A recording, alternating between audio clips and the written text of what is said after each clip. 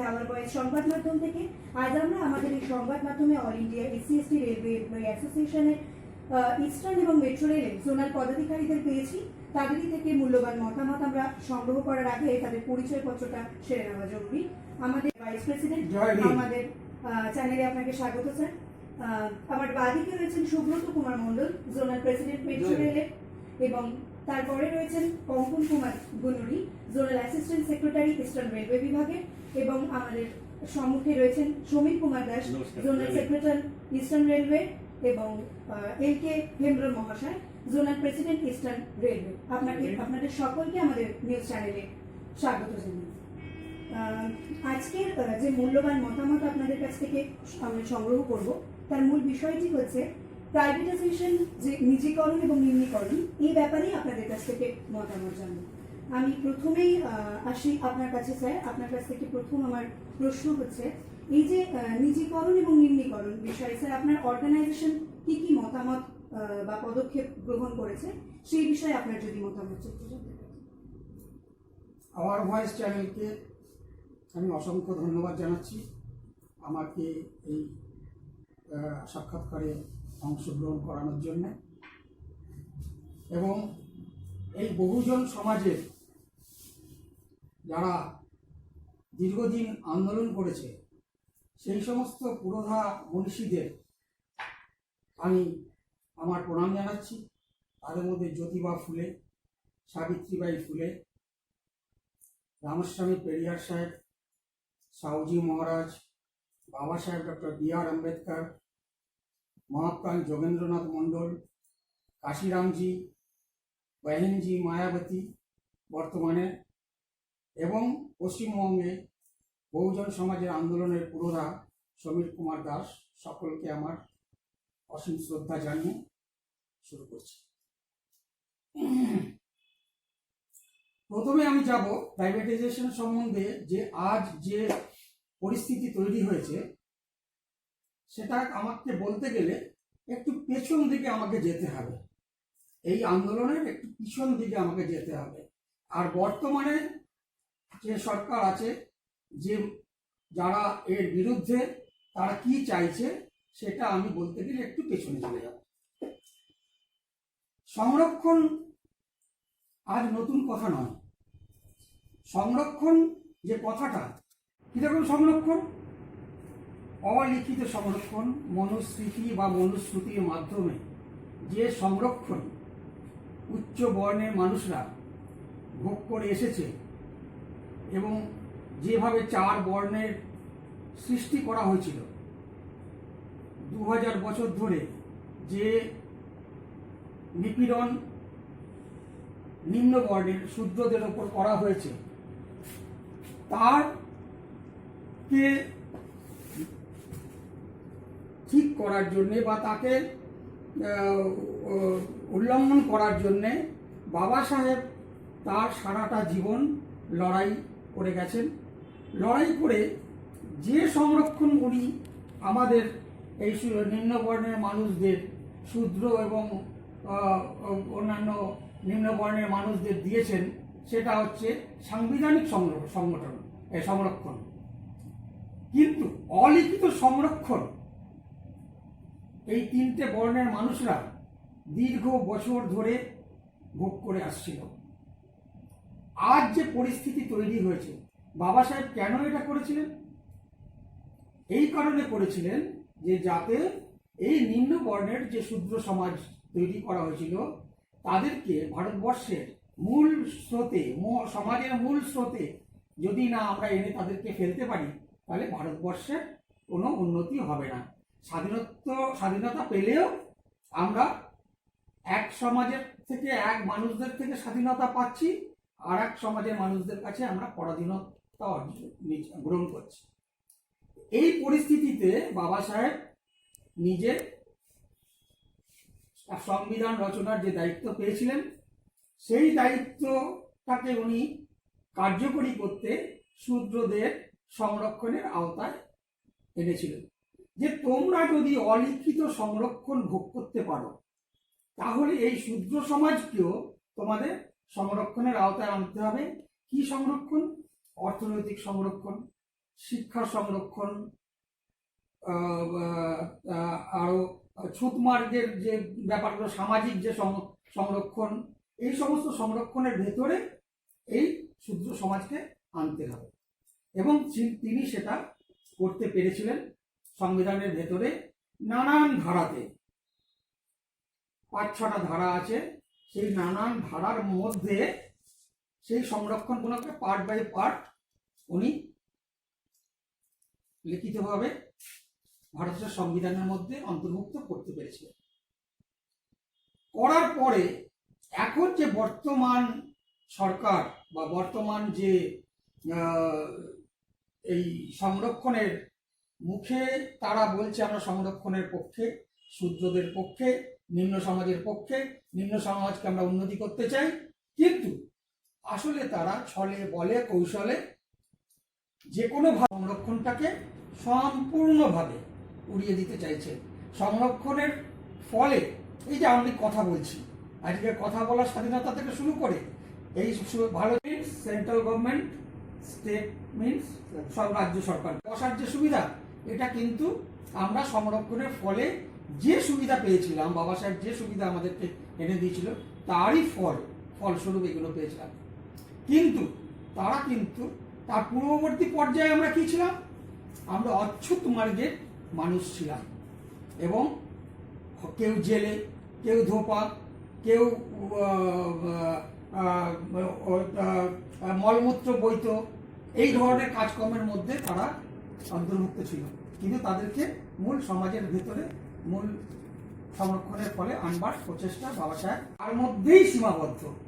ওখানে যদি আরেকটা কথা প্রাইভেট এই কথাটা থাকতো, তাহলে আমরা প্রাইভেটের মধ্যেও আমরা সংরক্ষণ পেতাম, কিন্তু তখন উনি হয়তো সে কথা ভাবেনি। এখন বর্তমানে তারা এই যারা চায় না, তারা এই সমস্ত সরকারি দপ্তরগুলোকে, রেল, বিএসএনএল, এলআইসি থেকে শুরু করে যাবতীয় যেগুলো এখন নিজিকরণের আওতায় ওনারা আনছেন, তাতে করে দেখা যাচ্ছে এদেরকে সবাইকে নিজিকরণের আওতায় আনার ফলে আমরা যারা শূদ্র সমাজের লোক আছি তারা কিন্তু আমরা আর সংরক্ষণ পাব না। আর সংরক্ষণ পাওয়ার না মানে হলেই আমাদের যে উত্তর পুরুষরা যারা আছেন, আমাদের ছেলেপুলেদের যাদের আমরা লেখাপড়া শিখিয়ে, বাবা সাহেবের কোনো লেখাপড়া শিখিয়ে জায়গা মতো তুলে এনেছি, তারা কোনো রকম কোনো চাকরি বা কোনো কিছুই তারা আর পাবে না। সেই সংরক্ষণে কোনো সুবিধা পাবে না।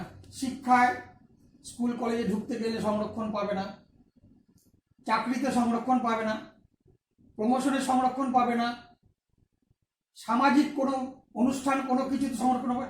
আবার সেই অচ্ছুত মার্গের পর্যায়ে আমাদেরকে ঠেলে নিয়ে যাওয়ার প্রচেষ্টা এরা একটি একটি পদক্ষেপে করে যাচ্ছে।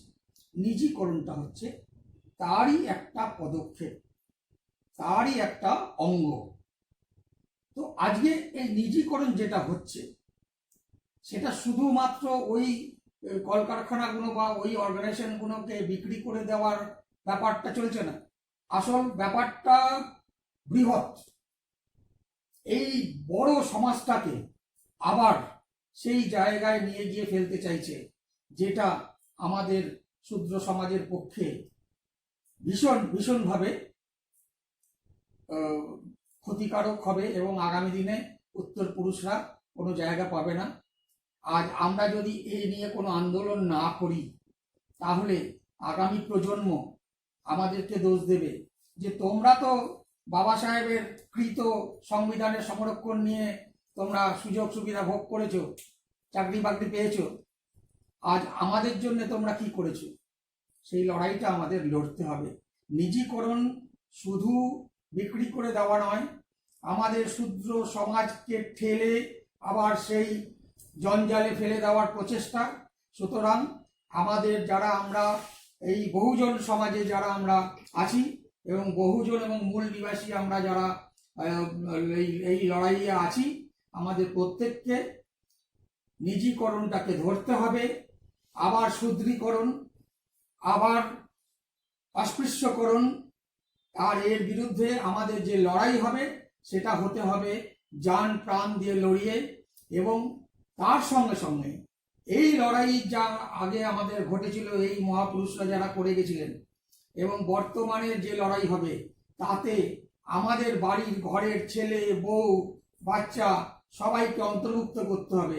আর যদি অন্তর্ভুক্ত আমরা না করতে পারি তাহলে এই লড়াই এখানেই শেষ হয়ে যাবে, আগামী দিন আবার আমাদের সেই জায়গায় পৌঁছবে। সুতরাং আমি আওয়ার ভয়েসের মাধ্যমে আপনাদের সবাইকে আমি জানাতে চাই, আগামী লড়াই খুব কঠিন লড়াই। সেই লড়াইয়ে আমি সমস্ত ভারতবাসীকে, সমস্ত মূল নিবাসী এবং বহুজন সমাজের লোককে, সবাইকে আমি আহ্বান করছি আগামী দিনের লড়াইতে আসতে, নিজিকরণের বিরুদ্ধে থাকতে। বলুন। এবং গভর্নমেন্ট জানিয়েছেন এই বিষয়ে আপনার কি মতামত? খুব ভালো প্রশ্ন করেছেন। 5টা প্রিন্টিং প্রেস যে বন্ধ করে দেওয়ার যে প্রচেষ্টা, যেটার কথা আপনি বলছেন, আমি নিজে প্রিন্টিং প্রেসের একজন প্রাক্তন কর্মী। আমি সেখানে আমাদের ইউনিট আছে SC/ST অ্যাসোসিয়েশনের, এবং সেখানে আমি সারা জীবন আমি চাকরি করেছি এবং সারা জীবন এই SC/ST অ্যাসোসিয়েশনকে ওপরে তুলে ধরার লড়াই করেছি। আজ সেটা বন্ধ হওয়ার মুখে। 5টা নয়, 13টা প্রিন্টিং প্রেস আমাদের ছিল, তার মধ্যে 7টাকে অলরেডি আগে বন্ধ করে দেওয়া হয়েছে। তখনই অর্ডার হয়েছিল সবগুলো একসঙ্গে, কিন্তু তখন আমরা একটা লড়াই দিয়েছিলাম। আমি যেহেতু সেখানকার কর্মী ছিলাম, আমি জানি লিখিতভাবে ডেমনস্ট্রেশনের মাধ্যমে, নানান রকম প্রচেষ্টার মাধ্যমে, নানান রকম লিখিত প্রপোজাল দেওয়ার মাধ্যমে আমরা প্রিন্টিং প্রেসকে কী করে বাঁচানো যায়, প্রিন্টিং প্রেসের কী প্রয়োজনীয়তা, রেলের ঘরে প্রিন্টিং প্রেস কী কাজ করে, এগুলো আমরা তুলে ধরেছিলাম রেলওয়ে বোর্ডে, এবং রেলমন্ত্রীর কাছে নানান এমপিরা এসেছিলেন, তাদের কাছে তারাও তুলে ধরেছিলেন লোকসভায়। তার ফলে কিছুদিন বেঁচেছিল। সেই বাঁচার পরে আজকে যে বন্ধ হচ্ছে, তারও আগে প্রিন্টিং প্রেসকে যে বাঁচাবার আমরা লড়াই করেছিলাম, সেই লড়াইতে অন্তর্ভুক্ত হয়েছিল তৎকালীন রেলমন্ত্রী শ্রীমতী মমতা বন্দ্যোপাধ্যায়। তিনি এই 5টা প্রেসকে বড় বড় মেশিন, খুব দামি মেশিন, 15 কোটি টাকা করে এক একটা মেশিন, যে মেশিনে আমাদের টিকিট ছাপা হতো, যে রিজার্ভেশন টিকিটের রোলটা দেখছেন সেই রোলটা ছাপা হতো, 5টা প্রেসে কিন্তু কেনা হয়েছিল। যে এই সংস্থাগুলোকে, এই শিল্পটাকে যাতে বাঁচিয়ে রাখা যায়। ভালো কথা, ভালো করেছিলেন তিনি, তারপর তিনি ছিলেন না, তারপরে অন্য মন্ত্রীরা এসছেন। বর্তমানে যিনি মন্ত্রী এসছেন বা বর্তমান যে সরকার যারা চালাচ্ছেন, তাদের একটাই প্রচেষ্টা যে কি করে এই সমস্ত সংস্থাকে, যে কম আয় যেখান থেকে হচ্ছে বা কম এই যেখান থেকে হচ্ছে, সেই সংস্থাগুলোকে কি করে বন্ধ করে দেওয়া যায়। কিন্তু একটা জিনিস তারা ভাবছে না, যে এই 15-16 কোটি টাকা করে 125 কোটি টাকা তিনি দিয়েছিলেন তখন, এই 125 কোটি টাকা যে জলে চলে যাচ্ছে। আমি আওয়ার ভয়েসের মাধ্যমে আমি দিল্লির নেতা, দিল্লির মন্ত্রী, প্রধানমন্ত্রী, রাষ্ট্রপতি সবাইকে আমি এটা জানাতে চাই যে সাধারণ জনগণের যে টাকা, আজকে 125 কোটি টাকা ওনাদের কাছে কিছু না। কারণ ওনাদের এক একজনের ড্রেস করতে 10 কোটি টাকা খরচা হয়, ওনাদের বিদেশ ভ্রমণে কয়েক হাজার কোটি টাকা খরচা হয়।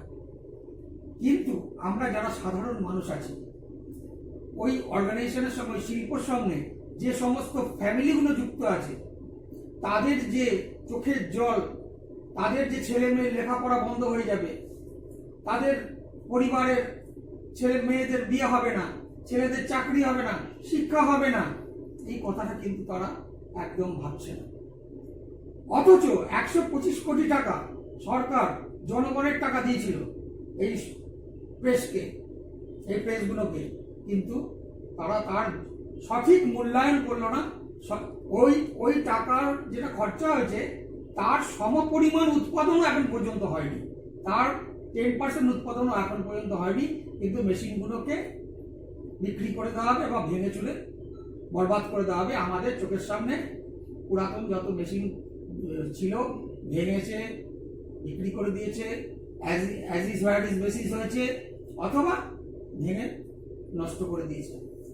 তো আজকে আমি রেলমন্ত্রী, প্রধানমন্ত্রী এবং সকলকে এই আবেদন করব, অন্ততপক্ষে আপনারা এই যে ছোট ছোট প্রেসগুলো আছে বা এই ছোট অর্গানাইজেশনগুলো আছে, তার সঙ্গে সঙ্গে আমরা দেখতে পাচ্ছি যত ওয়ার্কশপগুলো আছে তাদেরকেও নিজিকরণের মাধ্যমে আরও পশ্চাৎপদে নিয়ে যাওয়া হচ্ছে। ধীরে ধীরে একদিন সেগুলোকেও বন্ধ করে দেওয়া হবে বা কারোর হাতে তুলে দেওয়া হবে। যদি সরকারি দপ্তরগুলো, প্রেসগুলো যদি এতই লোকসান হয়, তাহলে তাদেরকে কেন বিক্রি করে দেওয়া হচ্ছে, অন্যের হাতে দেওয়া হচ্ছে, কেন বন্ধ করে দেওয়া হচ্ছে? যারা কিনছে তারা কি লোকসান করার জন্য কিনছে? তা তো নয়। সুতরাং তাদেরকে আমরা এইটাই সচেতন হওয়ার আহ্বান করছি যে অন্ততপক্ষে আপনারা স্থির মস্তিষ্কে এইটুকু ভাবুন যে আগামী দিনে এই অর্গানাইজেশনগুলো বন্ধ হয়ে গেলে দেশের কতটা ক্ষতি আর আমাদের কতটা ক্ষতি।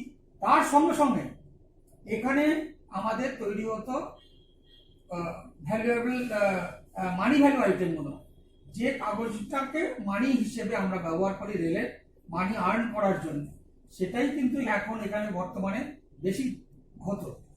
সেগুলো যদি এখানে না হয়, বাইরে যদি হয়, তাহলে পরে অনেক জালিয়াতি, আগেও জালিয়াতি হয়েছে, এখন আরো ব্যাপক জালিয়াতি হবে, যেগুলো আমরা বারবার দেখেছি। আমি আমার চাকরি অবস্থায় নানান সিবিআই কেস হয়েছে, নানান সিবিআই কেস আমি হ্যান্ডেল করেছি। তাতে করে দেখা গেছে বিহার, ইউপি এই সমস্ত অঞ্চল থেকে এই সমস্ত জাল টিকিট, জাল ফরজারি জিনিসগুলো আমরা মেরামত করেছে সিবিআই। তো আগামী দিনে এগুলো কিন্তু আরো ব্যাপক হারে হবে। তো এই সচেতনতা আমি সবাইকে জানাতে চাই, এটা বন্ধ করুন। আপনারা স্থির মস্তিষ্কে এটাকে আন্দোলন হতে চলেছে, সেই বিষয়ে আপনার কি মতামত? নিজিকরণের বিরুদ্ধে যে আন্দোলন আগামী 24শে সেপ্টেম্বর আমাদের সিইসি, সেন্ট্রাল এক্সিকিউটিভ কমিটি যে আন্দোলনের কর্মসূচি নিয়েছে, আপনারা দেখেছেন নানান জায়গায় নানান পোস্টার এবং নানান ফ্লেক্সের মাধ্যমে। তারা যে আন্দোলনের প্রোগ্রাম নিয়েছেন, সেই আন্দোলনের ভেতরে নানান কতগুলো ধারা রয়েছে। সেই ধারাগুলোতে বলেছেন যে পুনা প্যাক্ট হয়েছিল আমাদের 24শে সেপ্টেম্বর। পুনা প্যাক্ট কি, এটা সম্বন্ধে আমাদের একটু আলোচনা করার দরকার আছে। 1932 সালে যখন গোল টেবিল বৈঠক ইংল্যান্ডে হয়েছিল, তখন বাবা সাহেব ব্রিটিশ সাম্রাজ্যবাদকে বুঝিয়েছিলেন ব্রিটিশ সাম্রাজ্যবাদ হতে পারে, কিন্তু কিছু কিছু সামাজিক কাজে তারা কিন্তু অগ্রণী ভূমিকা নিয়েছিলেন। যেমন রাজা রামমোহন রায় সতীদাহ প্রথা দূর করেছিলেন। বাবার রাজা রামমোহন রায় আন্দোলনটা করেছিলেন, কিন্তু আসল আইনটা তৈরি করেছিল ব্রিটিশ। বিদ্যাসাগর বিবাহ চালু করেছিলেন, বিদ্যাসাগর আন্দোলন করেছিলেন, সূত্র দিয়েছিলেন, কিন্তু আসল আইনটা তৈরি করেছিল ব্রিটিশ। তেমনি ভাবে শূদ্রদের ওপরে যে নিপীড়ন, যে অত্যাচার, যেভাবে আমাদের মুখ চুপ করে রাখা, কাউকে শিক্ষা না দিতে দেওয়া, কারুর ধন সম্পত্তি তৈরি করতে না দেওয়া, কারুর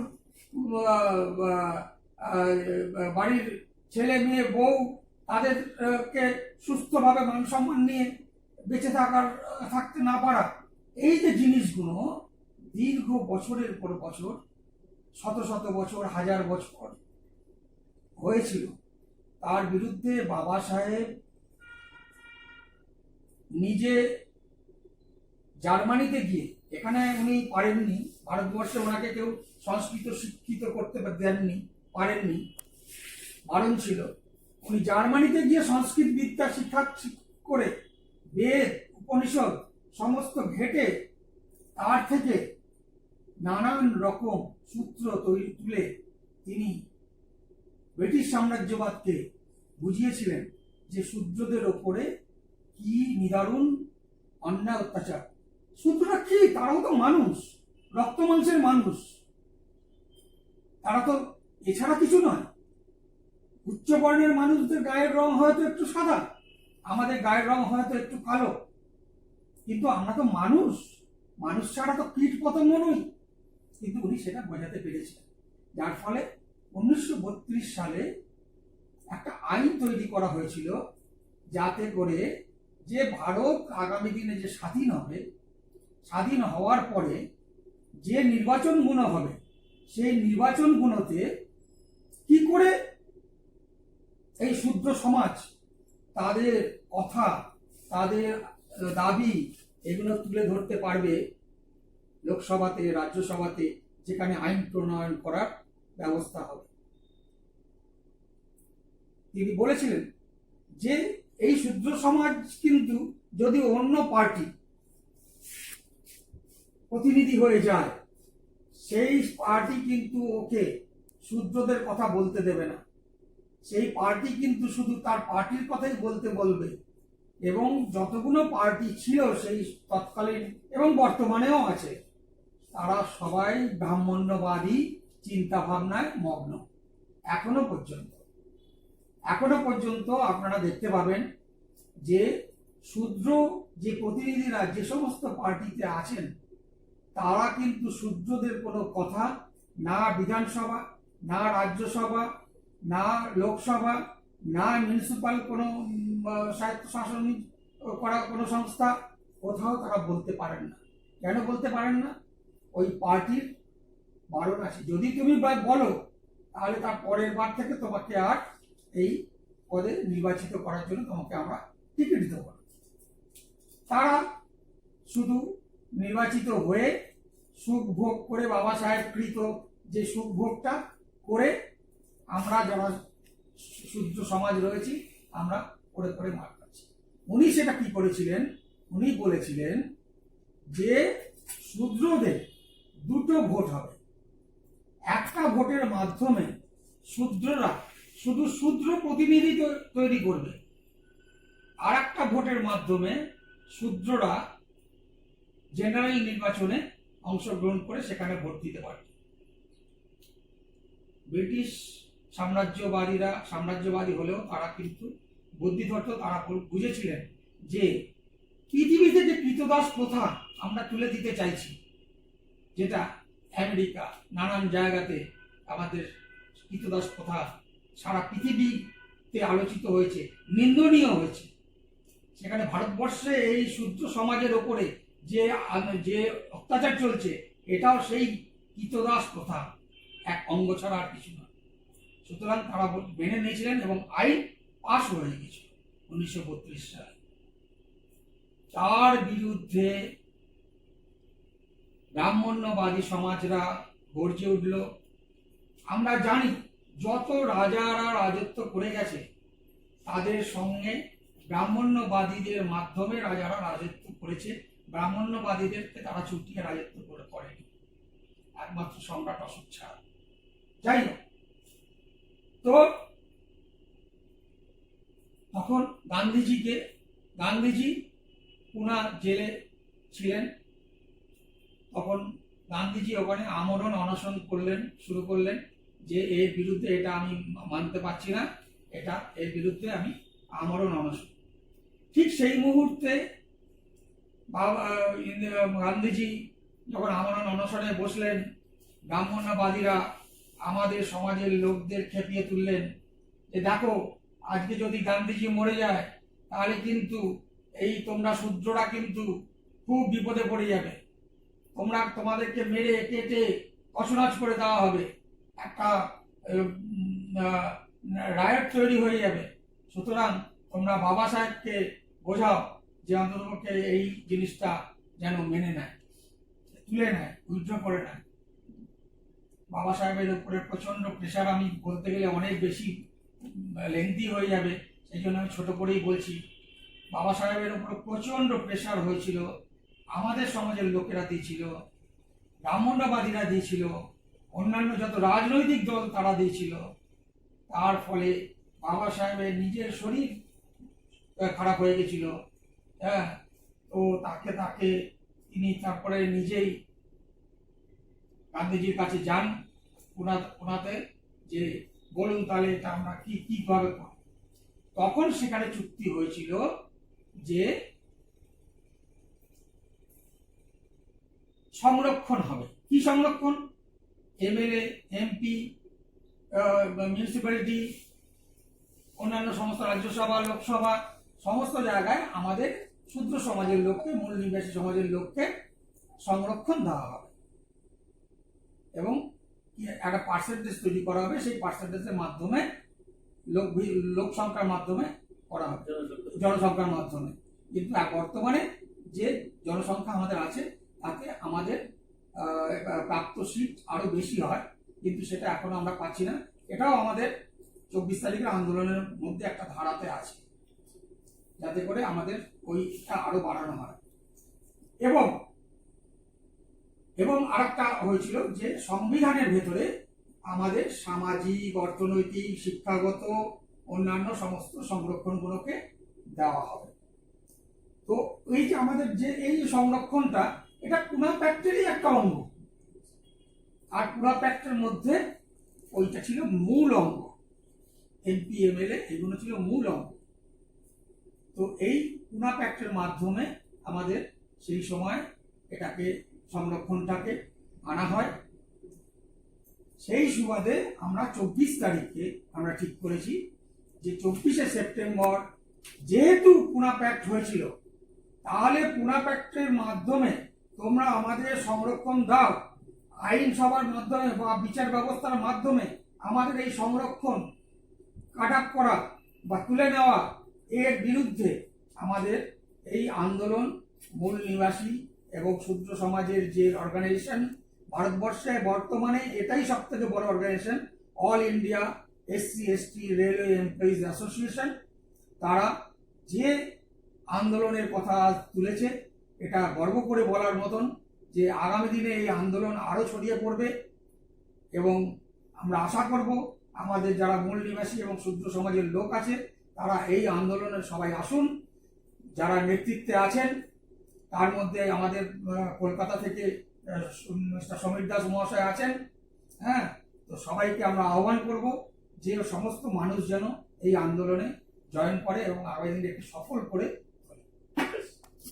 শেষ প্রশ্নে আমি চলে এসেছি। শেষ প্রশ্ন এটাই যে আপনাদের যে এই যে অর্গানাইজেশনে দেখা গেছে যে অনেক ইম্পর্টেন্ট অফিস বেয়ার, তারা যে নিঃস্বার্থভাবে আপনাদের এই কাজ দিয়েছেন এবং কাজ করেছেন, তার জন্য অ্যাডমিনিস্ট্রেশন যে অন্যায়ভাবে যে একটা মিথ্যে অপবাদের দায়ে তাদেরকে যদি পানিশমেন্ট দেয় বা অন্যায়ভাবে ইম্পোজ করার চেষ্টা করে, তো সেক্ষেত্রে আপনার কি মতামত?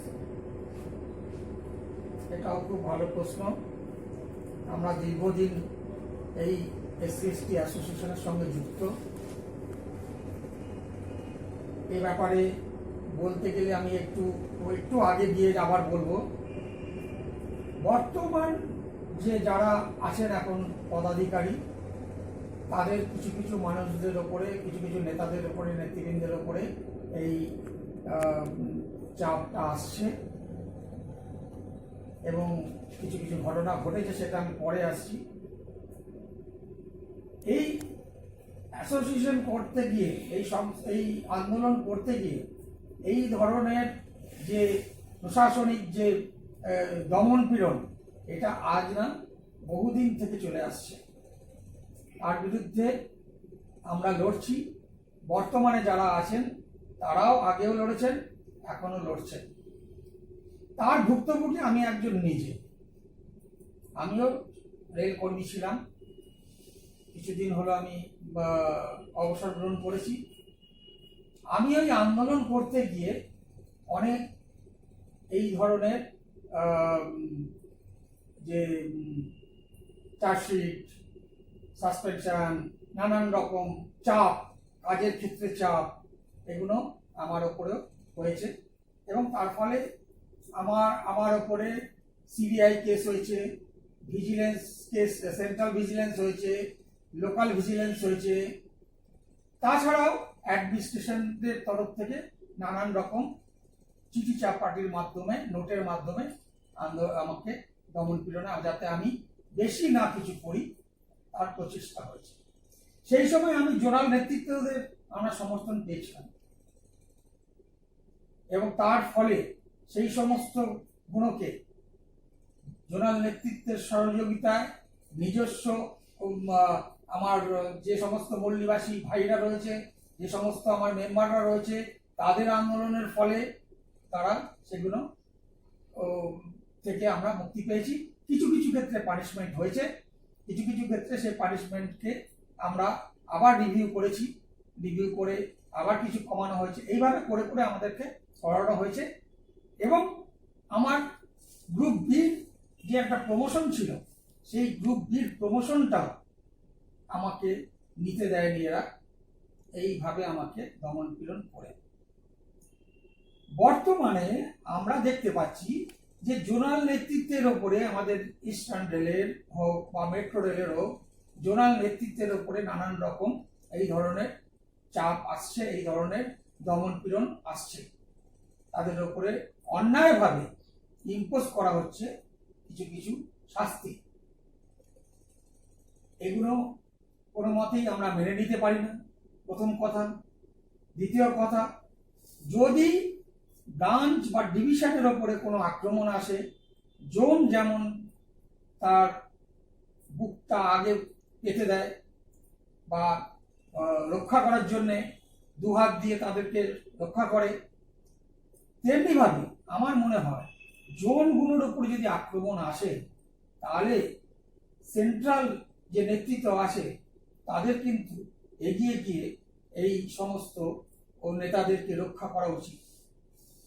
কারণ যদি জোনের নেতৃত্ব, ডিভিশনের নেতৃত্বের লোকেরা যদি না তাদের নিজেদেরকে সুরক্ষিত রাখতে পারে, তাহলে আমাদের যারা সদস্য আছেন, যারা আমাদের মুখের দিকে তাকিয়ে লড়াইয়ে ঝাঁপিয়ে পড়েন, তারা কিন্তু আর সাহস পাবেন না, তারা কিন্তু আর সহযোগিতার হাত বাড়িয়ে দেবেন না।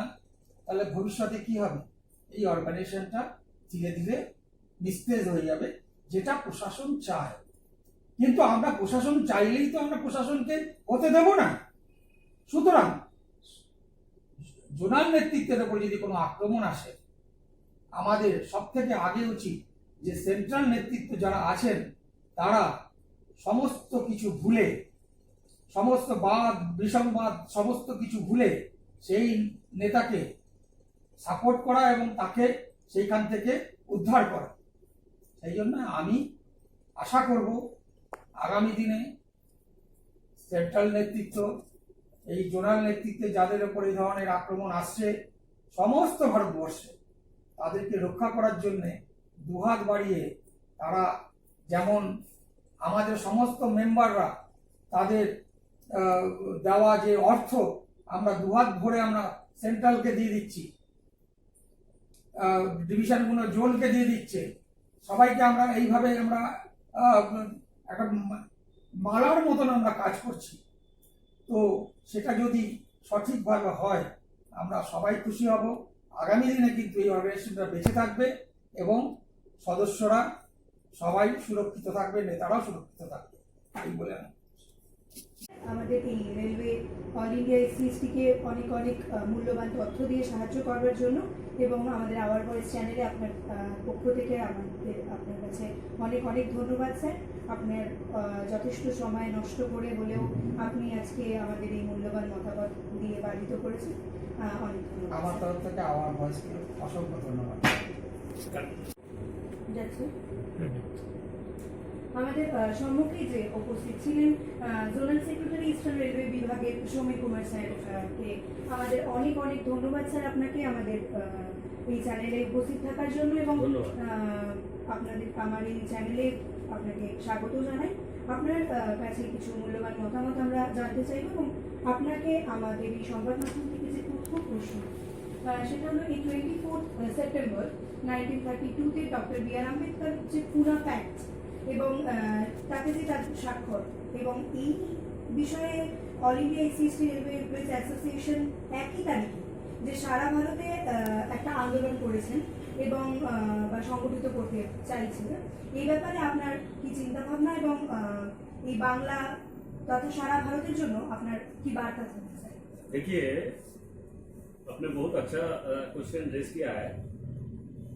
All India SC railway employees association 24 सितंबर 2020 में एक पुना पैक्ट का विषय पर एक आंदोलन खड़ा करना चाह रहा है। इसमें हमारा अगला वक्ता तपन दा मेरा सीनियर है, उन्होंने बहुत अच्छा बात बोला है। जो प्राइवेटाइजेशन का खिलाफ जो हम लोग आंदोलन खड़ा करना चाहते हैं, इसलिए उन्होंने एक बात बताया कि बाबा साहब ने प्राइवेट का बात शायद सोचा नहीं, ऐसा नहीं है। बाबा साहब ने कॉन्स्टिट्यूशन में बोला था, लिखित है, जो व्यक्तिगत संपत्ति को जो बड़ा बड़ा इंडस्ट्रियलिस्ट है, बड़ा बड़ा बिजनेसमैन है, बड़ा बड़ा किसान है, लैंड लेके कब्जा करके बैठा है, बाबा साहब ने बोला उसको राष्ट्रीयकरण करो। मतलब राष्ट्र उसको कब्जा कर लेगा, उसके बाद जिसके पास लैंड नहीं है, जमीन नहीं है, जिसके पास ऑर्थो नहीं है, वो राष्ट्रीयकरण करके पॉपुलेशन के आधार पर उसको बांट दिया जाएगा, मालिकाना उन लोग को दिया जाएगा। पहले राष्ट्रीयकरण होगा, उसके अंडर में आदमी लोग काम करेगा, काम करने के बाद उसको दिया जाएगा। लेकिन ये हुआ नहीं। 24 सितंबर जो all India SC association CEC का डायरेक्शन के मुताबिक हम लोग करने जा रहा है, पुना पैक्ट का विषय है। उसमें क्या है, उसमें जब देखा बाबा साहब तो उन्होंने बोल ही दिया, ब्रिटिश गवर्नमेंट तो उस टाइम मान ही लिया था। जो देश में हमारा इंडिया में जो प्राइवेटाइजेशन मतलब अस्पृश्य का बात है था, तो बाबा साहब ने इसलिए बोला था जो इन लोग के लिए अलग वोट का अरेंजमेंट करो, 2 वोट का अरेंजमेंट कीजिए। जब तक वो 2 वोट का अरेंजमेंट नहीं कीजिएगा तब तक हमारा समाज का जो शोषित वर्ग है, हमारा समाज का जो दुख है, वो आवाज नहीं उठ पाएगा आईन सभा में, राज्यसभा में, लोकसभा में।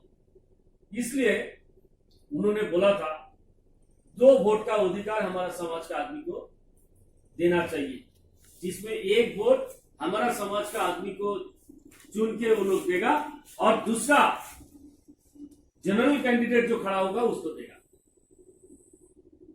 ब्रिटिश गवर्नमेंट मान लिया था, लेकिन गांधी जी उस टाइम जारबेता जेल में, पुणे में जारबेता जेल में अनशन शुरू कर दिया।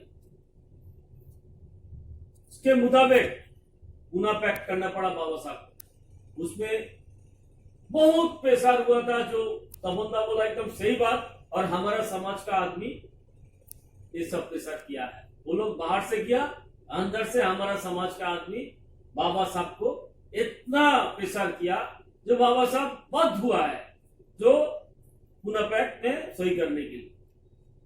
तो उसमें क्या था, उसमें यही था जो आईन सभा में हमारा समाज का आदमी पॉपुलेशन के आधार पर रिप्रेजेंटेशन रहेगा।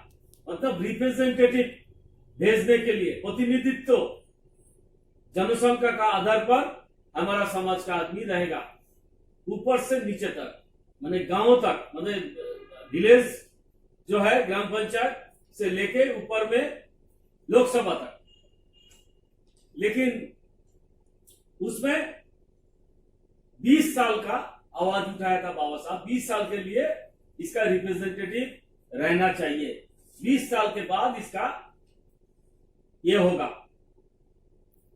इसका जजमेंट होगा, उसका जजमेंट जज होने के बाद देखा जाएगा, माने क्या बोले, उसका एक रिव्यू होगा, रिव्यू होने के बाद देखा जाएगा जो हाँ समाज का आदमी ठीक हो गया, तब ये जो रिप्रेजेंटेशन का बात आया था ये हट जाएगा।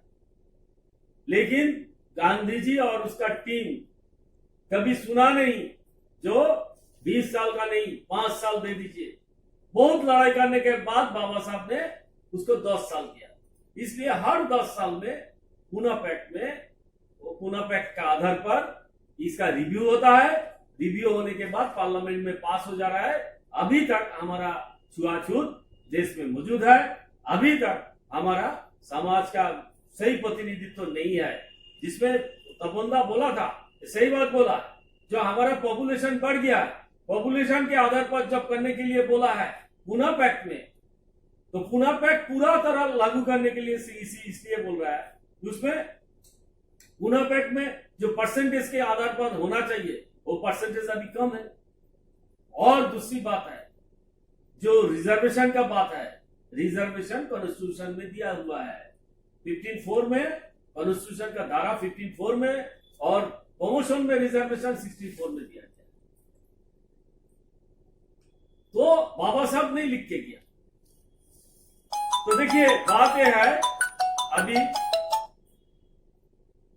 अभी हम लोग क्या देख रहे हैं, उन्होंने जिस टाइम बोला था ना, जब तपोंदा बोल रहा था, जो पूना पैक्ट बात हुआ बाबा साहब, और आज का डेट में देखिए, आगे वाला दिन छोड़ दीजिए, आज का डेट में क्या देख रहा है। जो रिप्रेजेंटेशन है, हमारा समाज का आदमी बैठा है, पॉलिटिकल पार्टी का कलर में चला गया है, 2 वोट का तो खत्म हो गया पूना पैक्ट में, और पार्टी का बात छोड़ के हमारा समाज का बात नहीं कर पा रहा है। इसलिए all India SC/ST railway employees association और Calcutta doctor BR Ambedkar mission eastern rail, इसके पहले भी प्रोग्राम किया, आप लोग देखेंगे, हम दिखाएंगे, जो हावड़ा सियालदा से कितना बड़ा मिसिल हुआ आपको पता नहीं है, जो पूरा कलकत्ता अस्त व्यस्त हो गया। हम लोग बोले थे, आज बोल रहा हूं, बाबा साहब का जब 24 सितंबर हम लोग आंदोलन करने जा रहा हूं, तब हम लोग एक आवाज उठाना चाहते हैं, हमारा जो रिजर्व सीट है, जहां हमारा वेस्ट बंगाल में 76 रिजर्व सीट है, और 76 रिजर्व सीट में हमारा आदमी हम लोग खड़ा करेंगे। हम लोग पॉलिटिकल पार्टी नहीं करना चाहते, पॉलिटिकल पार्टी जो लोग कर रहा है करने दीजिए, लेकिन SC/ST का रिजर्वेशन SC/ST लोग तैयार कर देगा।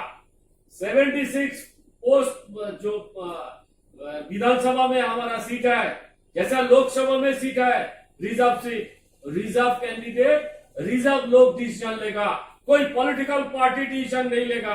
हम लोग ऐसा नहीं कर सकता है। बाबा साहब जब उस टाइम में ऐसे इतना बड़ा काम करके गया, हम लोग इतना आदमी बाबा साहब का रिजर्वेशन का फैसिलिटी लेके हम लोग नौकरी में डॉक्टर, इंजीनियर, MP, MLA इतना बड़ा बड़ा आदमी बन गया है, हम लोग मिलकर नहीं कर सकता है। कितना दिन गुलामी कीजिएगा, कितना दिन पॉलिटिकल पार्टी लोगों का गुलामी कीजिएगा। आज टाइम है, हम पूरा बंगाल का सारी SC/ST लोगों को, OBC लोगों को रिक्वेस्ट करूंगा, आप लोग आइए, आने वाला दिन में हम लोग SC/ST को पैक्ट करके SC/ST के कैंडिडेट खड़ा करूंगा, इंडिपेंडेंट कैंडिडेट खड़ा करूंगा, और इंडिपेंडेंट कैंडिडेट को जो लोग सपोर्ट करेगा, जो पॉलिटिकल लोग सपोर्ट करेगा, हम लोग उसको सपोर्ट करेंगे। हमारे कोई लेना देना नहीं है। देखिए अभी जो सारा भारतवर्ष में सेंट्रल गवर्नमेंट जो करने जा रहा है, पॉलिटिकल पार्टी के साथ हमारे कोई लेना देना नहीं है, नीति के साथ हमारा विरोध है। जो सेंट्रल गवर्नमेंट का जो नीति अभी चल रहा है, प्राइवेट सेक्टर में हम लोग को कोई रिजर्वेशन नहीं है, हम लोग चाहते हैं प्राइवेट सेक्टर में हमारा रिजर्वेशन दिया जाए। जब तक आप लोग सारी गवर्नमेंट सेक्टर को प्राइवेटाइजेशन करने जा रहा है, आप लोग सब प्रेस बंद करने जा रहा है, हमारा समाज का आदमी कहां जाएगा? देखिए, आप ध्यान से देखिए, राज्यसभा में हमारा रिजर्वेशन नहीं है, इसलिए राज्यसभा में सारी पॉलिटिकल पार्टी उनका पिक एंड चूज पॉलिसी में आदमी को भेज देते हैं, हमारा एससी एसटी को देता नहीं। कभी कभी एक आध तो मिल जाता है, लेकिन 100% 238 जो राज्यसभा में कैंडिडेट है, एमपी है, उसमें एक दो ही मिलेगा। हमारा एससी एसटी को देता नहीं है, राज्यसभा में भेजता नहीं है, क्योंकि वहां रिजर्वेशन नहीं है। इसके मतलब क्या है? वहां रिप्रेजेंटेशन का प्रोविजन नहीं है। इसके मतलब क्या है? इसके मतलब यही है, जो जितना बड़ा आप ज्ञानी हो जाओ, जितना बड़ा आप शिक्षित बन जाओ, बाबा साहब ने एक करके नहीं जाता तो वो भी तुम्हारा पार्टी के अंदर नहीं मिलता। इसलिए आज टाइम है, हम पूरा आप भारत सेंट्रल लीडर लोगों को भी रिक्वेस्ट करूंगा, पार्लियामेंट में जो हमारा 123 एमपी है, लोकसभा में वो 123 एमपी हमारा समाज का, हम लोग चुन के भेजेंगे। ये आवाज उठाइए, 24 तारीख का प्रोग्राम करने जा रहा है, तब देखा जाएगा। वो लोग कोई पॉलिटिकल का बात नहीं बोलेगा, वो लोग सिर्फ एससी एसटी का बात बोलेगा, एससी एसटी का प्रॉब्लम सॉर्ट आउट करने के लिए बोलेगा। हम बंगाल से आवाज उठाना चाहते हैं, बंगाल थिंक्स टुडे, पूरा इंडिया थिंक टुमारो। तो हम बंगाल से आवाज उठाना चाहते हैं, भाई जागो, बंगाल का आदमी जागो। जब पूरा देश बाबा साहब को फेंकने का कोशिश किया था 1946 में, बांग्ला से महाप्राण जोगेंद्रनाथ मंडल का नेतृत्व में बाबा साहब को 1946 में गणेश परिषद में भेजे थे। तो हम लोग दिखाएंगे, क्या आप लोग राजी है कि नहीं? आप लोग सहमत है कि नहीं? बोलिए, बोलिए, सहमत है कि नहीं? ऐसा होना चाहिए। और आज दिन आ गया, कितना दिन आप मार खाते रहिएगा, कितना दिन भीख मांग के रहिएगा? आप लोग आपका हक छीन लीजिए। बाबा साहब ने जो बोल के दिया था, आप लोग उन्होंने रिक्वेस्ट करके कुछ आपको मिलने का नहीं है, छीनना पड़ेगा, अधिकार छीन लेना पड़ेगा। आप ऐसा ही प्यार मोहब्बत से देगा तो ठीक है, नहीं देगा तो छीन लेना पड़ेगा। आज जो टाइम आया है, पूरा बंगाल का आदमी को, बंगाल का एससी एसटी लोगों को, सारा भारतवासी को हम रिक्वेस्ट करूंगा, आप लोग भूल जाइए एससी एसटी ऑर्गेनाइजेशन, आप लोग भूल जाइए वेलफेयर ऑर्गेनाइजेशन, आप लोग ये इसमें ज्यादा ध्यान दीजिए। आने वाला दिन में, आने वाला पीढ़ी को बचाने के लिए, जो আগের ভবিষ্যৎ যারা, আগামী দিনের যারা ভবিষ্যৎ, আগামী পৃথিবীর যারা স্বপ্ন, তাদের জন্য অন্তত আমাদের এই রাস্তাটা তৈরি করে যাওয়া উচিত। যে এসসি এসটিদের প্রতিনিধি এসসি এসটিরা ঠিক করে দেবে, কোনো পলিটিক্যাল পার্টি ঠিক করবে না, এসসি এসটিরাই মিলে ভোট দেবে। আমরা তাই সমস্ত পলিটিক্যাল পার্টির কাছে অনুরোধ করব, আগামী দিনে যে পশ্চিমবাংলায় বিধানসভার ইলেকশন আসছে, সেই বিধানসভা ইলেকশনে আপনারা কোনো পলিটিক্যাল পার্টি ক্যান্ডিডেট দেবেন না। আমরা নির্দল হিসেবে আমাদের সমাজের প্রতিনিধি পাঠাবো, আপনারা সেটাকে সমর্থন করবেন। তবেই জানবো যে আপনারা এসসি এসটিদের প্রতি কতটা দরদি, সে যে পলিটিক্যাল পার্টি হোক।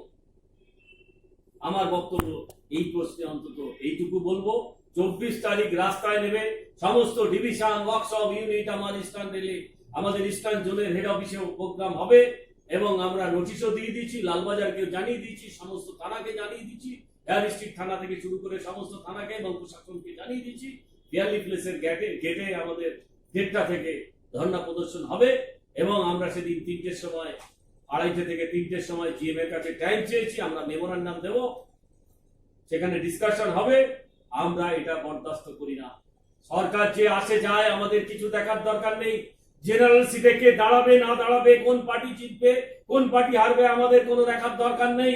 আমাদের 76টা সিটে আমাদের এসসি এসটি ক্যান্ডিডেট আমরা ঠিক করে দেব। আমরা যে প্রতিনিধি দেবো সবাই মিলে, সমস্ত এসসি অর্গানাইজেশন মিলে, তারাই হবে এমএলএ, তারাই হবে বিধানসভায় আমাদের ব্যাপারে আওয়াজ ওঠাবে। তা না হলে আমাদের মেয়েদের ধর্ষিত করে, গণধর্ষণ করে মেরে দেওয়া হচ্ছে, আমাদের ছেলে মেয়েদের বিভিন্ন প্রান্তে, ভারতবর্ষের বিভিন্ন প্রান্তে এসসি এসটিদের উপর টর্চারিং হচ্ছে, কেউ কোনো প্রতিবাদ করে না, সবাই ঘুমিয়ে আছে। তাই আজকে সময় এসছে सेंट्रल कमेटी के भावा, इसलिए हम सेंट्रल कमेटी को पास रिक्वेस्ट करूंगा, आप लोग सोचिए आने वाला दिन में, आने वाला पीढ़ी को रास्ता दिखाने के लिए हम लोग कम से कम ये आवाज उठा के ये आवाज बुलंद करें। जो एससी एसटी जो एमपी होगा, वो एमपी वो एमएलए हमारा समाज से हम लोग ठीक करेंगे। बाबा साहब का जो चाहत था, बाबा साहब का जो सोच था, वो सोच कम से कम हम लोग पूरा करें। ये करके कम से कम मेरा हम लोग का जो ड्यूटी है वो ड्यूटी कम से कम निभाए। धन्यवाद। অনেক ধন্যবাদ স্যার আপনার কি মতামত পাওয়ার জন্য আমরা আপ্লুত আপনার কাছে। এবং দ্বিতীয় প্রশ্নে যে যাব, এই পশ্চিমবঙ্গে আপনাকে যে দ্বিতীয় প্রশ্নটি আমরা রাখবো স্যার, সেটা হচ্ছে পশ্চিমবঙ্গে বা ভারতবর্ষের তপশিলি জাতি এবং তপশিলি আদিবাসীদের নিয়ে সেই সব মানুষদের উদ্দেশ্যে আপনি কি বলবেন। এবং আরেকটি প্রশ্ন এর সাথে জুড়ে দিই, আমরা দেখেছিলাম এর আগে আপনার নেতৃত্বে এই যে গোটা আন্দোলন হয়েছিল সারা কলকাতাকে স্তব্ধ করে, এবং যে স্তব্ধ হয়ে গিয়েছিল গোটা কলকাতা, সেই সম্পর্কে আপনি কি বলবেন, এবং কোনো বর্তমান চ্যানেলগুলো বা বুদ্ধিজীবীরা কেন এসসি এসটিদের এই বিষয়ে রাখেন। দেখুন, एकदम ভালো প্রশ্ন করেছেন। देखिए बहुत अच्छा क्वेश्चन किया आपने। बात यह है, इसके पहले हम लोग हमारा all India SC ST railway association eastern rail और Calcutta doctor B R Ambedkar mission jointly program किया था कलकत्ता के अंदर। हम लोग दिखाना चाहते थे, आप देखेंगे जो हावड़ा सियालदा से कितना बड़ा मिছিল आ रहा है, सिर्फ all India SC ST railway association और Calcutta doctor B R Ambedkar mission दोनों मिलके जो प्रोग्राम किया था, एक बार नहीं, 2009, 2010, 2011 हर साल, और 2018 में भी किया था। 18 में बाकी सब ऑर्गेनाइजेशन जोड़ के किया था। लेकिन हम लोग सिर्फ all India SC ST railway association और Calcutta doctor B R Ambedkar mission मिलके जैसा कर सकता है। देखिए ऐसा कितना बड़ा मिছিল आ रहा है। देखिए मैडम, देखिए हावड़ा से मिছিল आ रहा है, वो देखिए सियालदा से मिছিল आ रहा है, वो देखिए मिছিল आ रहा है। हावड़ा का मिছিল देख लीजिए, देखने के बाद सियालदा का मिছিল का तरफ देखिए। जब दो ऑर्गेनाइजेशन मिलके इतना बड़ा प्रोग्राम खड़ा कर सकता है, इतना बड़ा धमाका तैयार कर सकता है, बंगाल का बुद्धिजीवी लोग, बंगाल का शिक्षित आदमी एससी एसटी का अंदर, वो लोग क्या सो गया क्या? हम लोग मिलके बहुत कुछ कर सकता है, और ऑनेस्टली हम लोग ये करना चाहेंगे तो करके दिखा सकता है, दिखाया हम लोग। तो आने वाला दिन हम सारी एससी एसटी बंगाल और पूरा इंडिया का एससी एसटी लोगों को रिक्वेस्ट करूंगा, आप लोग आवाज उठाइए। ऐसा ही सारा भारतवर्ष में हम लोग इकट्ठा कर देंगे एससी एसटी लोगों को, जैसा बंगाल में पहले किया था। ऑल इंडिया में होता है प्रोग्राम, लेकिन सिर्फ दो ऑर्गेनाइजेशन मिलकर जब जैसा बंगाल में किया है, तो पूरा देश में सारी एससी एसटी ऑर्गेनाइजेशन, इतना ऑर्गेनाइजेशन है, हजारों ऊपर ऑर्गेनाइजेशन है वेस्ट बंगाल में, हम लोग नहीं कर सकता है, हम लोग कर सकता है। इसलिए हम बोलेंगे जो आप आइए, जोड़िए, हम लोग तैयारी में है। आने वाला दिन में इसका जवाब दूंगा। कोई पॉलिटिकल पार्टी बाधा डालने चाहेगा, देखिए ये जब आप आवाज उठाएंगे, ये बात भी हम आपको देना चाहते हैं। एक पॉलिटिकल पार्टी बोलेगा, ये देखिए वो पॉलिटिकल पार्टी का हेल्प करने के लिए वो पैसा कर रहा है, ये बोलेगा वो पॉलिटिकल पार्टी को हेल्प करने के लिए कर रहा है। जैसा बाबा साहब का जो सोच था वो अच्छा था, आज जो ये हालात है वो हालात हम लोग को नहीं होता। हम लोग को जैसा बॉल का माफी वो लोग खेल रहा है, नहीं खेल पाते, बाबा साहब का उस दिन हमारा समाज का आदमी साथ देता थे। देखिए ऐसा हाल कर दिया था, पूरा देश से बाबा साहब को हटाने के लिए गण परिषद में ना जा पाए, उन्होंने नहीं जा पाए, इसलिए पूरा देश इकट्ठा हो गया था। उस समाज का ब्राह्मणवादी समाज का आदमी इकट्ठा हो गया था उस टाइम। आज बाबा साहब जो संविधान रचना किया है,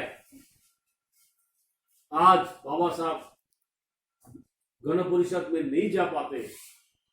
वहां प्राण जोगेंद्रनाथ मंडल का नेतृत्व में उस टाइम उन लोग का, बंगाल का जो लीडर लोग है, मनीषी है, उन लोग का सोच ऐसा नहीं होता तो बाबा साहब कॉन्स्टिट्यूशन नहीं तैयार कर पाते, गण परिषद में नहीं जा पाते। बाबा साहब का जो आज मान सम्मान जो है, बंगाल का उस महान व्यक्तित्व को हम लोग सैल्यूट करना चाहते हैं। जो वो लोग के चलते हम लोग को बाबा साहब को कम से कम देश, पूरा देश, नॉट ओनली इंडिया, पूरा पृथ्वी आज जो बाबा साहब को उनका एजुकेशन, उनका जो शिक्षा, उनका जो सोच है उसको सैल्यूट कर रहा है। इसलिए डॉक्टर बी आर अम्बेडकर को अमेरिका राष्ट्रपति बाराक ओबामा में बोले थे, जो बाबा साहब का जो जन्मदिन है वो उसको वर्ल्ड नॉलेज डे डिक्लेयर किया था। और उन्होंने बोला था बाबा साहब हमारा अमेरिका में जन्म लेते तो उनको हम लोग बाबा साहब को अमेरिका का मुक्ति सूर्य बोल के बोला था। लेकिन देखिए आज ये जो मेट्रो हमारा ये रेड रोड में जो बाबा साहब का मूर्ति खड़ा करके रखा है, वो बाबा साहब का मूर्ति नहीं है, वो डॉक्टर बी आर अम्बेडकर के मूर्ति ने। कितना बड़ा असम्मान है ये, कितना बड़ा असम्मान है। बाबा हम किसी को देखा के बोलेगा जो ये तुम्हारा पिताजी है, मान लेगा हम लोग, ऐसे ही कर रहा है गवर्नमेंट। तो हम चाहते, देखिए जो करके किया ये इस गवर्नमेंट तो नहीं किया था, लेकिन जो गवर्नमेंट करके किया था, जो ऊपर में फॉरेनर का मूर्ति बैठा दिया, नीचे डॉक्टर बी आर अम्बेडकर लिख दिया। इसको इमीडिएट चेंज करना पड़ेगा, और नहीं करेगा गवर्नमेंट विद इन 7 डेज, आज हम बोल रहा हूं विद इन 7 डेज गवर्नमेंट इसको डिक्लेरेशन नहीं देगा। 2 साल पहले हमारा पूर्व मंत्री का डिपार्टमेंट हमको चिट्ठी देके बोला था ये चेंज कर देगा, इसका प्रोसेस चल रहा है, आज तक उसका नहीं हुआ। और विद इन 7 to 10 डेज इसका डिक्लेरेशन नवान्नों से नहीं हुआ तो 6 दिसंबर तैयार रहिए। हम लोग तैयारी हो रहा हूं, हमारा SC ST समाज लोग तैयारी होगा। जो दूसरों किसी को देखा के डॉक्टर बी आर अम्बेडकर बोल के चलने नहीं देगा, बंगाल का अंदर तस नस हो जाएगा। इसके लिए जिम्मेदार आप होंगे, हम लोग नहीं। इसलिए हम लोग बोल रहा हूं, जैसा प्राइवेटाइजेशन बंद करो, प्राइवेटाइजेशन नहीं बंद करोगे तो प्राइवेटाइजेशन में हमारा SC ST को रिजर्वेशन दो जनसंख्या का आधार पर, नहीं तो ऐसा चलने नहीं देंगे। जो हो गया, हम लोग छोड़ने वाला आदमी नहीं हूं, ना सेंट्रल गवर्नमेंट में ना स्टेट गवर्नमेंट में, हर जगह बोल रहा हूं। हम लोग कोई पार्टी नहीं करते, हम लोग नॉन पॉलिटिकल है, लेकिन हम लोग बोल रहा हूं ये करना चाहिए। आप लोग सोचिए, ओनली 15% आदमी पूरा देश को खा रहा है और 85% लोग भूखे से मर रहा है, लूट करके पैसा लूट करके विदेश में चला जा रहा है। और हमारा समाज का आदमी ऐसा ही गांव में मर रहा है, ऐसा चलने नहीं देंगे। धन्यवाद, नमस्कार। অনেক ধন্যবাদ স্যার, অনেক অনেক গুরুত্বপূর্ণ মতামত আমরা আপনার থেকে পেলাম, এবং আপনি এই আমাদের চ্যানেলে যে অসংখ্য মূল্যবান মতামত দিয়ে সাহায্য করলেন, আপনাকে আমাদের এই সংবাদ মাধ্যমে আরো একবার স্বাগত জানাই এবং অনেক ধন্যবাদ আপনাদের এই মূল্যবান মতামত পাওয়ার জন্য। ধন্যবাদ। সুব্রত কুমার মণ্ডল, সুব্রতবাবু আপনাকে আমাদের সংবাদ মাধ্যমে অনেক অনেক ধন্যবাদ আসবার জন্য, এবং আপনার কাছ থেকে যে প্রথম প্রশ্নটার উত্তর আমরা জানবো সেটা হচ্ছে এই প্রাইভেটাইজেশন ব্যাপারে আপনার কি মতামত? আমরা 24শে সেপ্টেম্বর আমাদের অল ইন্ডিয়া এসএসটি অ্যাসোসিয়েশনের সেন্ট্রাল কমিটির নির্দেশে, তাদের ডাইরেকশন, আমাদের ইনস্ট্রাকশন আমাদের কাছে এসে পৌঁছেছে যে আমরা ওই দিন ইন্ডিয়ান রেলে বর্তমান ভারত সরকার সুপরিকল্পিতভাবে কর্মচারী সংকোচনের মাধ্যমে ভারতবর্ষের সবচেয়ে বড় সরকারি সংস্থা, কেন্দ্রীয় সরকারি সংস্থা ইন্ডিয়ান রেল, যেখানে লক্ষ লক্ষ কর্মচারী, বর্তমানে প্রায় 13 লক্ষ কর্মচারী কাজ করছে, এই সংস্থাটাকে পঙ্গু করে দেওয়ার জন্য প্রাইভেটাইজেশনের দিকে নিয়ে যাচ্ছে। 17টা জোন ইন্ডিয়ান রেলে আছে, 8টা প্রোডাকশন ইউনিট। তারা চিন্তা ভাবনা করছে, আমার পূর্ববর্তী বক্তা তপনদা, সমিতদা, তারা বিস্তারিত বলেছেন। আমরা শুধু দেখছি যে শুধুমাত্র এসসি লোকেরা বঞ্চিত হবে, আমরা অনলি 22.5%, 15% এসসি, 7.5% এসটি। বাকি যে যারা ভোগ করছে, ভারতবর্ষে যারা লোকসংখ্যা জনগণনায় যারা কম, তারা ম্যাক্সিমাম পার্সেন্টেজ ভোগ করছে সরকারি ক্ষেত্রে, তো তারাও তো বঞ্চিত হবে। কোনো আন্দোলন নেই। ভারতবর্ষের দুটি রাজনৈতিক অর্গানাইজেশন, এনএফআইআর, এআরএফ, তাদের কোনো আন্দোলন নেই। নভেল কোভিড-19 এই যে একটা অতিমারী বা মহামারীর সুযোগ নিয়ে বর্তমান ভারত সরকার আমাদের এই বড় একটা বৃহৎ যে সংস্থাকে প্রাইভেটাইজেশনের মাধ্যমে ওই যে 50% যে কাজ হচ্ছে, এটা একটা সূক্ষ্ম পরিকল্পনা যে আমরা সমস্ত কাজ আমরা কিন্তু এই কম লোক দিয়ে করে নিতে পারছি এবং চলছে। সেই জন্য তারা ধীরে ধীরে এটা কি করছে, যে না কম লোক দিয়ে কাজ করানো যায়। আজকে দেখুন আমার মেট্রো রেলে আরপিএফরা তারা থার্মাল চেকিং করছে, সেখানে আমাদের টিএ ক্যাডারে টিএ থেকে এসে তারা কাজ করেন আমাদের এই যে স্টেশনগুলোতে, কমার্শিয়াল প্রোডাক্ট, তারপরে হাউসকিপিং অ্যাসিস্ট্যান্ট সবই আছে। কিন্তু কেন তারা আরপিএফ দিয়ে আমাদের এই সমস্ত কাজ করছে, তাদেরকে ডাকছে না? এটা কি জানাচ্ছে যে তাদেরকে আর লাগবে না। এরা চক্রান্ত করছে যে এই টিএ ক্যাডারে ট্রাফিক অ্যাসিস্ট্যান্ট থেকে এসএস পর্যন্ত 50% কমিয়ে দাও, অ্যাজ বিকজ আমরা কিন্তু এই পিরিয়ডে এই 4-5 মাস আমরা দেখিয়ে দিলাম যে এদেরকে ছাড়াও কিন্তু মেট্রো রেল চলবে। আগে কি কাজ করছে, আর কি কাজ করছে, এরা এরা এই চেষ্টা করছে। আমাদের কাছে খবর আছে যে ভবিষ্যতে তারা আরপিএফ দিয়ে এই সমস্ত ট্রাফিকের কাজগুলো করাবে, টিকিট চেকিং বলুন বা টিকিট বুকিং বলুন, এগুলো সব করাবে। তো সবচেয়ে বড় ব্যাপার হলো যে যেটা সুনীতা বললেন, তপনদা বললেন, যে অ্যাকচুয়ালি প্রাইভেট সেক্টরগুলোতে তো আমাদের পার্সেন্টেজ নেই, আমাদের এসসি এসটি অর্গানাইজেশন মেম্বারদের বা আমাদের ছেলেমেয়েদের কোনো কাজ নেই। আমরা সেখানে দাবি করতে পারি না। ভারতীয় সংবিধানে আমাদের বাবা সাহেব যে কাজটা করে গেছেন, সেখানে আমাদের কিছু, আমরা ওখানে কিছু করতে পারছি না, কারণ ওখানে বলা নেই। এই সুযোগটা বর্তমান যে ব্রাহ্মবাদী বিশ্বাসী ভারত সরকার, তারা কিন্তু ধীরে ধীরে চাইছে যে এই অর্গানাইজেশনকে যদি আমরা প্রাইভেট সেক্টর দিকে নিয়ে যেতে পারি, তাহলে ওখানে কিন্তু এই সিস্টেমটা দাবি করতে পারে। এটা সুমিতা বারবার বলছেন যে এই যে বড় আন্দোলনটা আমাদের কেন করতে হবে। 24শে সেপ্টেম্বর পুনাপ্যাক ডেতে আমাদের সেন্ট্রাল এক্সিকিউটিভ কমিটির ডাকে আজ সারা ভারতবর্ষে আমরা যে আন্দোলন করতে যাচ্ছি, তার মূল উদ্দেশ্য শুধুমাত্র এসসি এসটি ছেলেমেয়েরা নয়, এখানে বাঁচবে আদার দেন এসসি এসটি ছেলেমেয়েরা। তারা যাবে কোথায়? তারা চুপচাপ বসে আছে, তারা দেখছে। আমরা তো আলোচনা করেছি মেট্রোতে যে আপনাদের আন্দোলন কোথায়। আমরা কমিউনাল একটা সংগঠন, আমরা আমাদের কমিউনিটিকে নিয়ে আমরা লড়াই করি, এসসি এসটি অর্গানাইজেশন। কিন্তু যারা ডান এবং বামপন্থী যারা বসে আছেন, সবচেয়ে ভারতবর্ষের দুটি রেল অর্গানাইজেশন সংগঠন, তাদের ভূমিকা কি?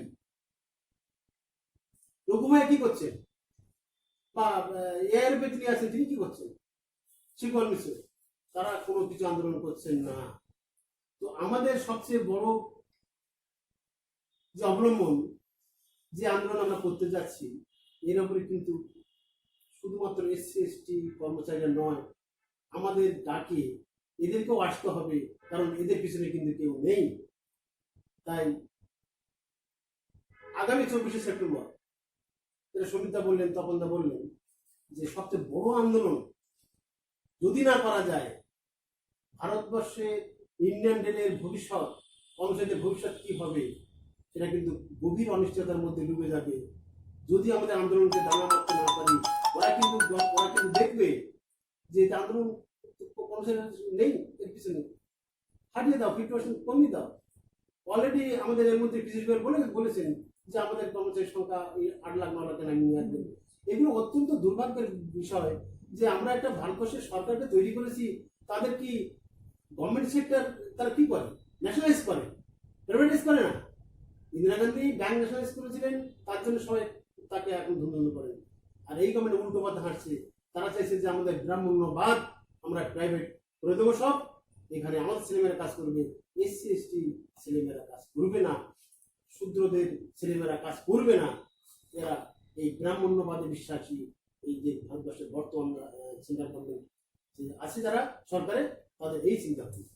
সেই জন্য আমরা ইস্টার্ন রেল এবং মেট্রো রেল, আমরা যারা এখানে উপস্থিত আছি, আমরা সমুদ্রের সমিতার নেতৃত্বে আমরা যে লড়াইটা আমরা আগামী দিনে করেছি, আমরা 2018 সালে 6 ডিসেম্বর আমি সে আন্দোলনে ছিলাম, নিজে দেখেছি অত্যন্ত বড় যে আন্দোলন হয়েছিল সেখানে। সেই ধরনের আন্দোলনকে আবার ত্বরান্বিত করতে হবে আমাদের এই প্রতিষ্ঠাকে বাঁচানোর জন্য। ধন্যবাদ। এই প্রসঙ্গে আমার বক্তব্য এখানে নেতৃত্বের উপর আক্রমণ হলে যদি কি করবে?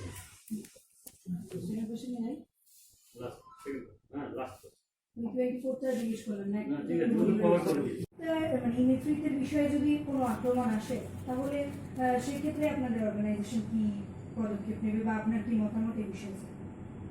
খুবই সময়সূচিত একটা প্রশ্ন আপনি করেছেন, যে আন্দোলন করতে গিয়ে আমাদের তপনদা বলেছেন যে তার উপরে যে ব্যক্তিগত আক্রমণ এসেছিল এই আন্দোলনের নেতৃত্ব দেওয়ার জন্য। এটা বরাবরই সরকার একটা পদক্ষেপ করে যে যারা লিডারশিপে আছেন তাদেরকে থামিয়ে দেওয়ার জন্য তাদের পিছনে ভিজিলেন্স লাগিয়ে দেওয়া, সেন্ট্রাল হোক, লোকাল হোক, বা বিভিন্ন টাইপের। সমিতার ক্ষেত্রেও তাই হয়েছে।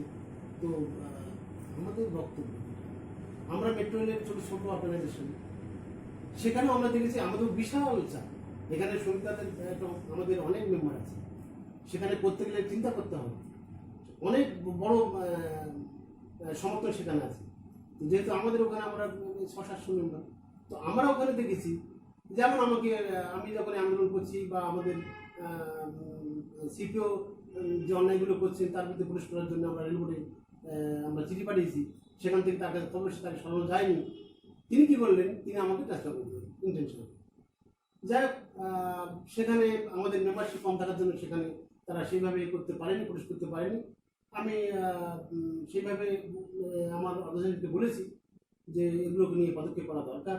যদি জোনাল প্রেসিডেন্টের উপরে যদি অ্যাডমিনিস্ট্রেশন যদি এই ব্যবস্থা নিতে পারে, কারণ আগামী দিনে কিন্তু খুব খারাপ দিন আসছে, যেখানে কিন্তু সাধারণ আমাদের মেম্বারদের উপরে অনেক বড় পদক্ষেপরা নেবে।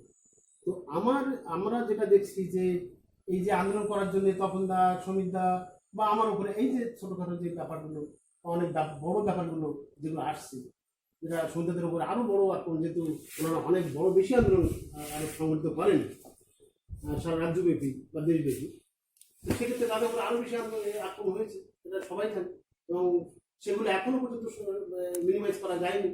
তো এইগুলোর জন্য আমাদের সর্বতোভাবে সমস্ত স্তরের আমাদের কর্মচারীদের কিন্তু এগিয়ে আসা উচিত, লিডারদেরকে বাঁচানোর জন্য এই সরকারি বা প্রতিষ্ঠানগত আক্রমণ থেকে নেতাদের রক্ষা করার জন্য সমস্ত স্তরের কর্মচারীদের ঐক্যবদ্ধভাবে লড়াই করা উচিত। এটা আমার ব্যক্তিগত মতামত। ধন্যবাদ। অনেক ধন্যবাদ। সম্মুখে উপস্থিত আছেন শ্রী কঙ্কন কুমার গুলরি মহাশয়, zonal assistant secretary eastern railway বিভাগের। আমাদের সংবাদ মাধ্যমে স্যার আপনাকে অনেক অনেক স্বাগত এবং ধন্যবাদ জানাই। আপনার কাছে যে আমি প্রশ্নটা রাখবো সেটা হচ্ছে এই যে আমি বেশি বলছি। সেখান তাদের উপর যদি প্রশাসন কোনো রকম আক্রমণ আনে তাহলে সেই বিষয়ে আপনার কি মতবাদ বা মতামত হতে পারে স্যার? প্রথমে আমি ধন্যবাদ জানাই আমার কাছে। এতক্ষণ আমি অনেক কিছু শুনলাম, যেটা আপনি প্রশ্নটা করেছেন খুব ভালো। দেখুন, আমরা নির্বাচিত, আমি হেডকোয়ার্টারের সেক্রেটারি, আমি all India SC ST rail employees অ্যাসোসিয়েশনের স্টার্টের হেডকোয়ার্টারের সেক্রেটারি, নির্বাচিত সেক্রেটারি আমি। তো আমি নির্বাচিত হয়েছি, আমাদের যারা এমপ্লয়িরা আছে তারা আমাকে নির্বাচিত করেছে কিসের জন্য? তাদের সুখ দুঃখের ভাগিদার হওয়ার জন্য। তো তাদের উপর যদি কোনো অ্যাডমিনিস্ট্রেটিভে যদি কোনো আক্রমণ আসে তাহলে তাদেরকে প্রোটেক্ট করাটা আমারই কর্তব্য। এবং আমি শুধু আমি নয়, সারা ইন্ডিয়ান রেলে যারা নির্বাচিত তাদের প্রত্যেকের কর্তব্য যে এমপ্লয়িদেরকে সেফগার্ড দেওয়া। সেইভাবে আমরা চাইবো তাদেরকে সেফগার্ড দিতে, এবং সেফগার্ড দিতে গেলে আমাকে অ্যাডমিনিস্ট্রেশনে অনেক কিছু প্রোটেক্ট করতে হবে, তাদের সাথে মুখোমুখি তাদের সংঘর্ষ করতে হবে। তারা হয়তো জোর করে একটা বেআইনিভাবে কারো এমপ্লয়ির উপর তারা অত্যাচার বা তাদের ট্রান্সফার করে দিচ্ছে, যেটা অসাংবিধানিক। তো আমরা সংবিধান মেনে কাজ করি, আমরা সাংবিধানিক মেনে যেটা ওনাকে বলা সেটা বলবো, অ্যাডমিনিস্ট্রেশন মানে না সেগুলো। তো তার জন্য আমাদের প্রটেস্ট করতে হয় এবং সংঘর্ষ করতে হয়, তাদের সঙ্গে ঝগড়াঝাড়ি করতে হয়। অ্যাডমিনিস্ট্রেটিভ ফায়দাগুলো নেয়। তারা কি করে? সেই সুযোগে দেখা যায় যে আমি হয়তো প্রটেস্ট করছি, হয়তো অনেক এমপ্লয়ির জন্য আমি অ্যাডমিনিস্ট্রেটিভের সাথে ঝগড়া করছি বা লেটার করেসপন্ডেন্স বা আন্দোলন করছি। তারা কি করে? আমাকে দুর্বল করার জন্য আমার উইক পয়েন্ট দেখে, হয়তো উইক পয়েন্টই নয় সেগুলো, কিন্তু তাদের হাতে যেহেতু পাওয়ার আছে তারা কি করে? সেই সেই সব পাওয়ার দিয়ে আমাদেরকে ট্রান্সফার বা অনেক রকম হ্যারাসমেন্ট করে, যাতে আমরা এই আন্দোলনটা করতে না পারি। আমরা সাধারণ এমপ্লয়ির জন্য যে আন্দোলন করে তাদেরকে সেফগার্ড দিচ্ছি, সেই সেফগার্ডটা যাতে না দিতে পারি তার জন্য তারা আমাদের নির্বাচিত যে প্রতিনিধি আছে সারা ভারতবর্ষে আমি দেখেছি, প্রত্যেকের উপর অ্যাডমিনিস্ট্রেটিভ একটা এই ধরনের আঘাত আনে। তো আমি মনে করি আজকে আমিও একটা এমপ্লয়ি, আমারও কত, আমিও ভোটার, আমিও আমার উপরে যেমন ভোট দিই, আমারও উচিত এবং প্রত্যেকটা এমপ্লয়ির উচিত আমাদের যারা নির্বাচিত প্রতিনিধিত্ব আছে যারা, তাদেরকে সেফগার্ড দেওয়া খুবই দরকার। এবং আজকে আমাদের ইস্টার্ন রেলে এরকম কিছু চলছে যেটা তখন দেওয়া হয়েছিল, অনেক আগে থেকে হয়েছে এবং আরো কিছু হচ্ছে। এ ধরনের মেট্রো রেলের প্রেসিডেন্ট সাহেব বললেন যে এই ধরনের আক্রমণ আসছে, কিন্তু আমরা এই আক্রমণকে ভয় পেলে চলবে না। আমি মনে করি আমি আজ নির্বাচিত হয়েছি, সাধারণ এমপ্লয়িরা আমাকে নির্বাচিত করেছে, আমি যদি ভয় পেয়ে পিছিয়ে যাই তাহলে আমি তাদেরকে কি সেফগার্ড দিতে পারবো? সেই জন্য সবাইকে আমি রিকোয়েস্ট করবো, একদম গ্রাউন্ড লেভেল থেকে যা আমাদের যারা এসসি এসটি এমপ্লয়ি আছে তাদেরকে আমি রিকোয়েস্ট করবো প্রত্যেকে এগিয়ে আসুন, যাতে সবাই মিলে আমাদের যারা নির্বাচিত, যারা আমাদের প্রোটেক্ট দিচ্ছে তাদেরকে যাতে সেফগার্ড দিতে পারি, তার জন্য সবাইকে আমাদের এগিয়ে আসতে হবে। এবং আগামী 24শে সেপ্টেম্বর যে আন্দোলন হচ্ছে সারা ভারতবর্ষ রেলে, আমরা মনে করি আমাদের ইস্টার্ন রেলে সমস্ত এসসি এসটি এমপ্লয়িদের আসা উচিত সেখানে। কারণ আজ 24শে সেপ্টেম্বর যদি আমরা ঠিকভাবে নেতৃত্ব দিতে না পারি তাহলে ফিউচারে আমাদের ভাগ্যে দুঃখই আসবে। আজকে যেটা মেট্রো রেলের প্রেসিডেন্ট সাহেব বললেন যে যেভাবে 50% যে ক্রাইটেরিয়া দেখিয়ে কাজ করছে, এটা একটা সুপরিকল্পিত একটা প্ল্যানিং করা করছে, যে দেখছি রেলের সমস্ত অর্গানাইজেশন সবকিছু চলছে, অথচ আমরা 50% স্টাফ দিয়ে কাজ করে নিচ্ছি, কোনো প্রবলেম হচ্ছে। তাহলে আমরা পারি টোটাল যে আমাদের রেলের যে জনসংখ্যা, রেলের যে এমপ্লয়ি, তার 50% যদি আমরা কোনোভাবে যদি আমরা এইভাবে বিআরএস দিয়ে যদি আমরা কমিয়ে দিতে পারি তাহলে আমাদের রেল চলবে এবং আমাদের অনেক পয়সা বেঁচে যাবে। সেখানে সব থেকে বেশি ডিপ্লয়েড হবো আমাদের এসসি এসটিরা। এবং প্রাইভেট বেশ কিছু অর্গানাইজেশনকে প্রাইভেট করে দিচ্ছে। প্রাইভেট মানে ওরা খুব ভালো করে জানে সংবিধানে প্রাইভেট এমপ্লয়ি আমাদের এসসি এসটিদের প্রতিনিধিত্ব থাকবে না, যেটা মেট্রো সেক্রেটারি প্রেসিডেন্ট স্যার বললেন। তো সেখানে আমাদের এসসি এসটি প্রতিনিধিত্ব কিছু করতে পারবো না, সেখানে আমাদের উপর অত্যাচার অনেক বেশি আসবে। এবং 24শে সেপ্টেম্বর যে ইস্যু নিয়ে আমরা আন্দোলন করছি, রেলের এই যে 50% স্টাফ কমিয়ে দেওয়া এবং প্রাইভেট করা, এতে কিন্তু নট অনলি এসসি এসটি, সবাই আমরা ডিপ্রাইড হবো, সমস্ত এমপ্লয়িরা ডিপ্রাইড হবো। তো এই আন্দোলনে সবাই এগিয়ে আসা উচিত। আমি মনে করি ইন্ডিয়ান রেলের সমস্ত এমপ্লয়িদের এই আন্দোলনকে সাপোর্ট করা উচিত।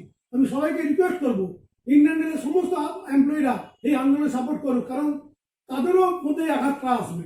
যাই হোক, আমি আর বেশি কিছু বলবো না, শুধু রেল নয়, সব অর্গানাইজেশন, ইন্ডিয়ান রেলের সমস্ত অর্গানাইজেশন, সরকারি, ব্যাংক হতে পারে, অন্যান্য central government, state government, generally central গভর্নমেন্টের যত মানে আছে সেক্টর আছে, সবাই ডিফারেন্ট হবে।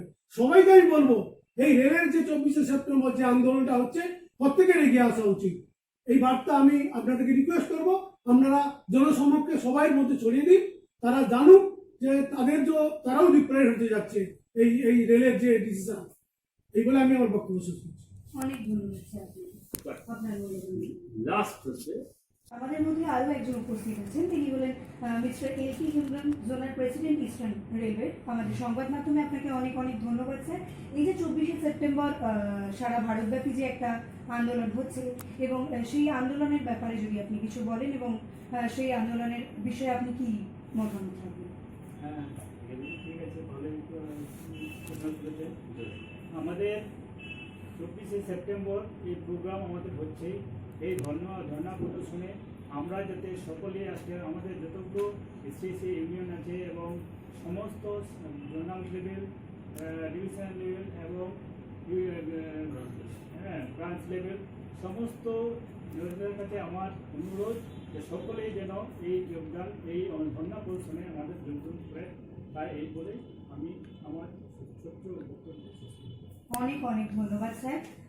এতক্ষণ এবার একটু আমাদের সামনে যারা যে বিশিষ্ট গুণীজনেরা উপস্থিত ছিলেন তাদের মহামূল্যবান বক্তব্য এবং তাদের মূল্যবান সময় অপব্যয় করে যে আমাদের এত মূল্যবান বক্তব্য আমাদের সামনে তুলে ধরলেন, তাদের জন্য অনেক অনেক আমাদের সংবাদ মাধ্যম থেকে তাদেরকে অসংখ্য ধন্যবাদ জানাই।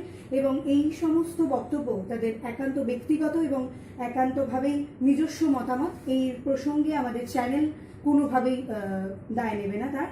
এবং অনেক অনেক ধন্যবাদ তাদেরকে, আমরা এত ভালোভাবে তাদের মূল্যবান বক্তব্য আমরা all India SST railway employee অ্যাসোসিয়েশনকে এবং সবার সামনে তুলে ধরতে পেরেছি। পরবর্তী অনেক মূল্যবান তথ্য আপনাদের সামনে রাখবো। আপনারা এতক্ষণ শুনছিলেন আমার ভয়েসে সঞ্চিতার সাথে, এবং পরবর্তী আরও অনেক সংবাদ নিয়ে আমরা থাকবো আপনাদের সাথে। অনেক অনেক ধন্যবাদ। नमस्कार। নমস্কার।